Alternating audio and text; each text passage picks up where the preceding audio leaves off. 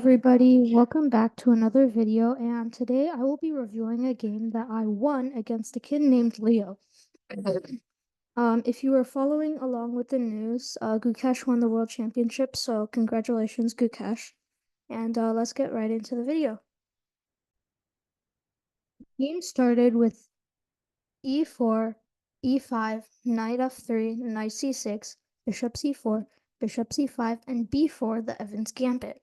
My opponent played bishop b6, castles, knight f6, d5, knight to e7, knight takes e5, and castles. Now I play knight to c3, d6, knight to d3, and bishop d7. This is attacking the b5 pawn, and this will actually be attacked a little bit more later in the game. Bishop b2 puts my bishop on the strong diagonal from a1 to h8. This also puts more pressure on the g7 square. And along the king, knight to g6 and rook to e1. This is a blunder because my opponent can play knight to g4, h3, knight to e5, knight to d5, knight takes, and bishop takes f2. I allowed my opponent to gain more pressure along the f2 square.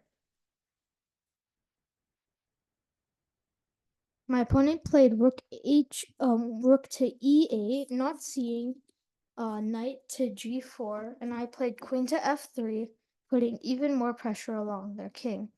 c6 offers a trade of pawns, and I accepted. Bishop takes c6, pins the pawn along the queen, and activates the bishop.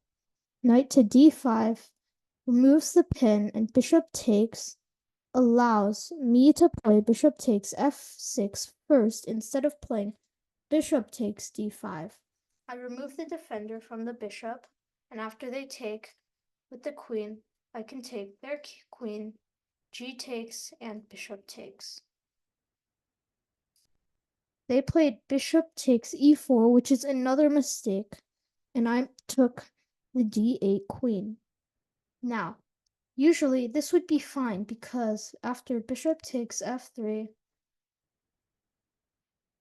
I can take their bishop, but then they can take mine. But in this position, I can actually, instead of taking the bishop, I could take this bishop, or I could play rook takes e8, which is what I played. Knight to f8, g takes f3, a rook takes d8, and rook takes d8. I enter the end game with one more rook.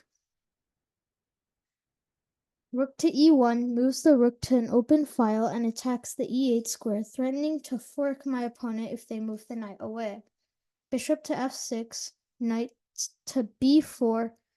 I'm trying to move my knight to d5 and then get to e7 or f6. h6, knight d5, bishop to g5, and knight to e7 check. Bishop takes, rook takes. Now I am attacking the f7 pawn, and I'll be winning it on the next move. b6, bishop takes, king to h7, and rook takes a7. Now I'm up 2 pawns and a rook. This endgame is surely winning. g6 allows me to play bishop to e8 check.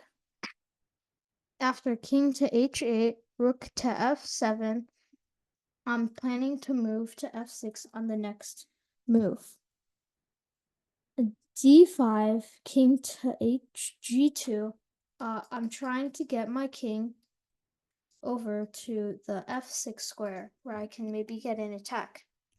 Knight to h7, king to g3, knight to g5 allows me to play rook to f6, and now the pawn has no defenders. d4, rook takes d4, king to h7, king to g4. I'm threatening to play h4, trapping the knight and winning it the next move. My opponent, however, did not see this and played b5. Now I played h4 and my opponent resigned. Thank you everybody for watching this video, and I hope you had a great time. be sure to watch next week's video and please watch some of my earlier videos.